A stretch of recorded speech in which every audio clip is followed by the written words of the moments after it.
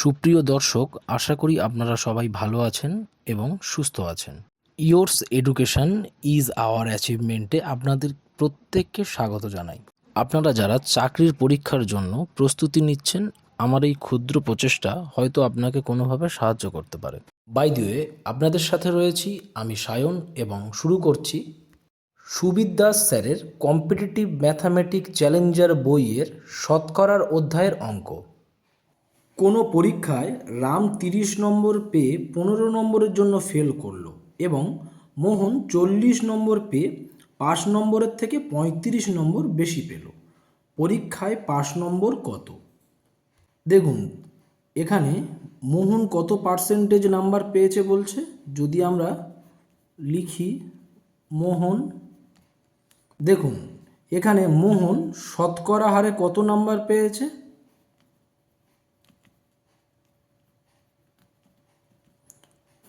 মোহন শতকরা হারে পেয়েছে 40% এবং তার প্রাপ্ত নম্বর কত?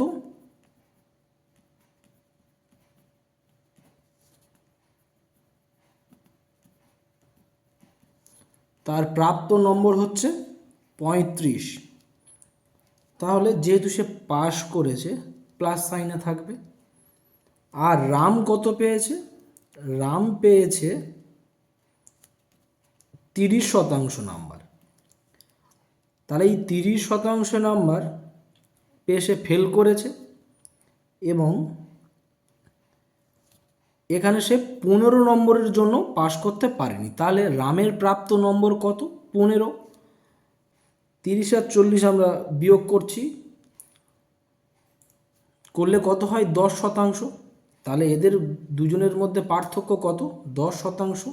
এবং মাইনাসে মাইনাসে প্লাস হয়ে যাবে, গিয়ে এটা আমাদের 35টা হবে, প্লাস যোগ 15, তাহলে কত হচ্ছে আমাদের? 50। তাহলে দেখুন, এখানে আমরা বলতে পারি যে 10%-এর ভ্যালু 50, তাই না? তাহলে 10%-এর ভ্যালু যদি 50 হয়, তাহলে রাম যে ফেল করেছিল, রাম তো 30% পেয়েও ফেল করেছিল। তাহলে একে কত আর 30% কত? তাহলে 50/10 গুণিতক 30, 0 0 কেটে গেল, তাহলে কত হলো? 150। তাহলে দেখুন, আমরা বলতে পারি যে রাম 150 নাম্বার পেয়েছিল। যেহেতু 30% নাম্বার পেয়েছিল, তাহলে রাম 150 নাম্বার পেয়েও ফেল করেছে। তাহলে এবারে আমরা 100%-এর ভ্যালু যে জানবো। তাহলে 10-এ কত হচ্ছে, 1-এ কত আর 100-তে কত? তাহলে 50/10 গুণিতক 100, 0 0 যদি কেটে দিই, অতএব আমাদের 100-র ভ্যালু হচ্ছে 500।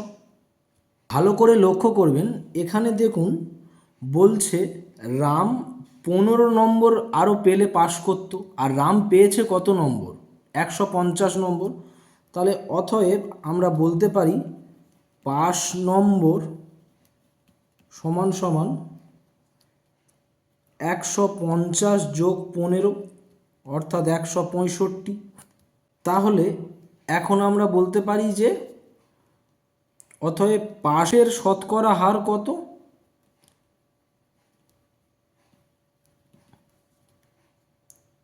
শতকরা হার, পাশের শতকরা হার আমরা কিভাবে পাবো? পাশের শতকরা হার পাবো প্রাপ্ত নম্বর পাস নম্বর বাই মোট নম্বর।